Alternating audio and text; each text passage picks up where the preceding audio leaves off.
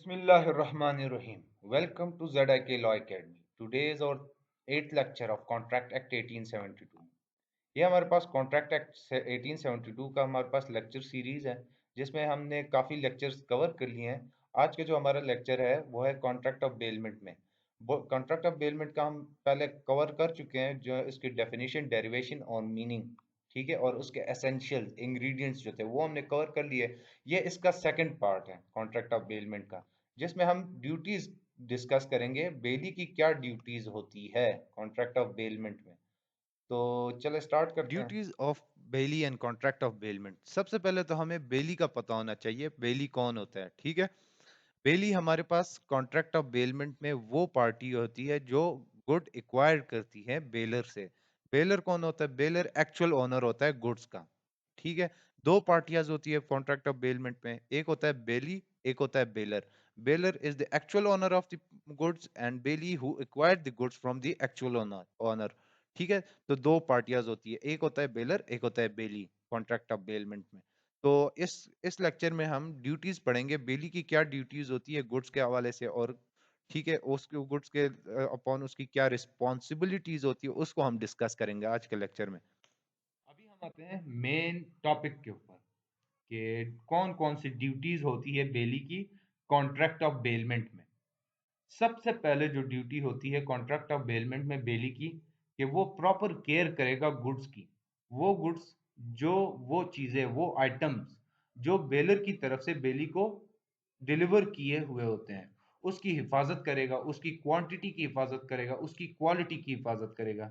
जिस तरह एक आम इंसान, ये एक आम बंदा अपनी चीजों की हिफाजत करता है, उसकी क्वालिटी की हिफाजत करता है, उसकी क्वांटिटी की हिफाजत करता है, उसकी मतलब वैल्यू की हिफाजत करते हैं, उसी तरह बेली भी बेलर की जो चीजें हैं, बेल्ड आइटम्स हैं, ठीक है, उसकी हिफाजत करेगा उसी तरह जिस तरह एक आम बंदा अपनी चीजों की हिफाजत करता है।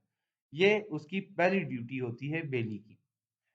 मगर इसमें सर्टन ऐसी चीजें आ जाती है जिसमें अगर बेली से कोई लॉस हो जाए, ठीक है, मतलब बेली की वजह से कोई लॉस हो जाए उस गुड्स में, तो बेली लायबल होता है डैमेजेस देने के लिए। ठीक है, अगर एक्ट ऑफ गॉड की वजह से कोई चीज मतलब लॉस हो जाए, उस गुड्स में लॉस हो जाए, तो उसमें उस सूरत में बेली लायबल नहीं होता कि वो डैमेजेस दे बेलर को। ठीक है, ये सबसे पहली ड्यूटी होगी ये बेली की कॉन्ट्रैक्ट ऑफ बेलमेंट में, के बेली की तरफ। ठीक है, उसके बाद हम आगे चलते हैं, आगे और ड्यूटीज पढ़ते हैं। हमारे पास आ जाती है not to make unauthorised use. इसमें ये कहते हैं कि जो बेली की दूसरी रिस्पॉन्सिबिलिटी या ड्यूटी होती है कि वो गुड्स, जो गुड्स होते हैं डिलीवर किए होते हैं बेलर की तरफ से, उनको गैर अखलाकी तौर पर उसको इस्तेमाल न किया जाए, या उसको इजाज़त के बगैर उन गुड्स को किसी और चीज़ में इस्तेमाल न किया जाए जब तक वो बेलर से इजाज़त न ले ले। ठीक है, ये सेक्शन 153 में इसको डिफाइन किया गया है कि bailee shall not make any unauthorised use of the goods delivered to him by the baler.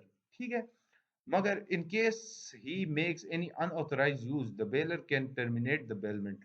इसमें कहता है अगर वो इस तरह कोई काम करता है तो बेलर उसके साथ वो मतलब कॉन्ट्रैक्ट ऑफ बेलमेंट को टर्मिनेट कर सकता है।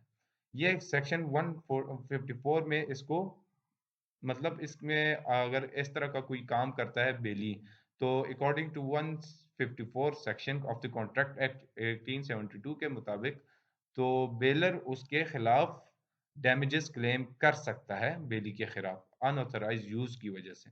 ठीक है, ये हमारे पास सेकंड हो गया, ड्यूटी हो गई। थर्ड ड्यूटी हमारे गुड्स, कीप गुड्स सेपरेट। मतलब अगर इसका सिंपल मतलब ये है कि जो गुड्स बेलर की तरफ से डिलीवर हुए होते हैं बेली को, बेली की ये रिस्पॉन्सिबिलिटी है, ये ड्यूटी है कि वो उन गुड्स को अलग रखे अपने या किसी और बंदे की, जो गुड्स उसके गोडाउन में या किसी और जगह उसके पास पड़े हुए हैं, तो उनको अलग अलग रखें। ठीक है, अगर वो उसके उनके साथ मिक्स हो गए हैं, ठीक है, अगर वो सेपरेटेबल है, तो उस वजह से बेली रिस्पॉन्सिबल नहीं होगा डैमेजेस के लिए, लायबल नहीं होगा डैमेजेस के लिए, वो उनको अलग कर सकता है, मतलब अलग हो सकते हो। अगर वो अलग नहीं हो सकते हैं, ठीक है, मुश्किल है बल्कि नामुमकिन है उनको अलग करना, सेपरेट करना, तो उस सूरत में बेली रिस्पॉन्सिबल होता है, लायबल होता है डैमेजेस के लिए। उस सूरत में बेलर उससे डैमेजेस क्लेम कर सकता है उस चीज़ों में, ठीक है।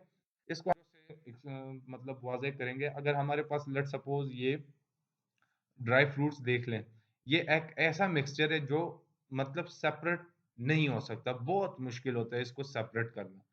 तो अगर इस सूरत में अगर उस बंदे को कोई बेली को कोई इस तरह की चीजें बेच दे जो सेपरेट नहीं हो सकती, तो अगर वो सेपरेट कर दें, तो तब बेली उस बेली लायबल होता है डैमेजेस के लिए, बेलर उसके उससे डैमेजेस क्लेम कर सकते हैं।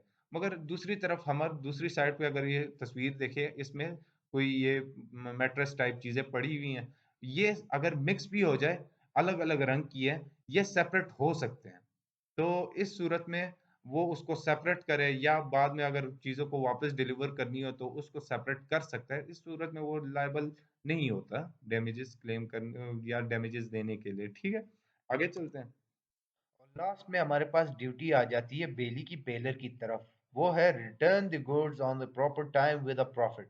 ठीक है, बेलर रिस्पॉन्सिबल होता है जब गुड्स में वो उनका पर्पस अचीव हो जाए, अकॉम्प्लिश्ड हो जाए, तो बेली रिस्पॉन्सिबल होता है कि उन चीज़ों को, उन गुड्स को, उन आइटम्स को दोबारा बेलर की तरफ डिलीवर कर दे, वापस कर दे, एक्चुअल एक्चुअल ऑनर को दोबारा वापस दे दे। ठीक है, तो ये return the goods on a proper time with a profit का ये मतलब है विद अ प्रॉफिट।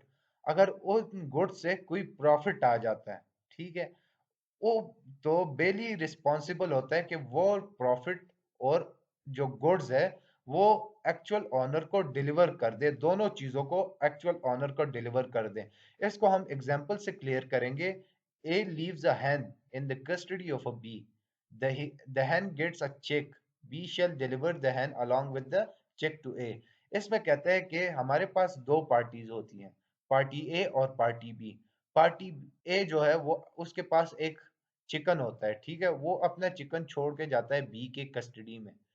ठीक है, जब बी की कस्टडी में वो चिकन होता है तो उस चिकन के अंडों से चिक्स निकल आते हैं। ठीक है, तो ये चिक्स जो है वो प्रॉफिट की शक्ल में, ठीक है, ये इन दोनों के दरमियान कॉन्ट्रैक्ट ऑफ बेलमेंट हुआ है। ठीक है, जो चिक्स है वो प्रॉफिट की सूरत में है। बी मतलब जो बी डिलीवर करेगा, मतलब लायबल होगा, या जो बेली है, बी हमारे पास बेली है, वो लायबल होगा कि उन चिक्स को और हेन को दोबारा डिलीवर करे, वापस डिलीवर करे एक्चुअल ऑनर को विद अ प्रॉफिट। प्रॉफिट क्या होता होगा, हमारे पास प्रॉफिट उसके चिक्स होंगे, चिक्स हमारे पास उसके प्रॉफिट होंगे, तो वो पार्टी ए को वापस डिलीवर करने का पाबंद होगा पार्टी बी। ठीक है, तो इसके साथ ही हमारा आज का लेक्चर खत्म होता है। शब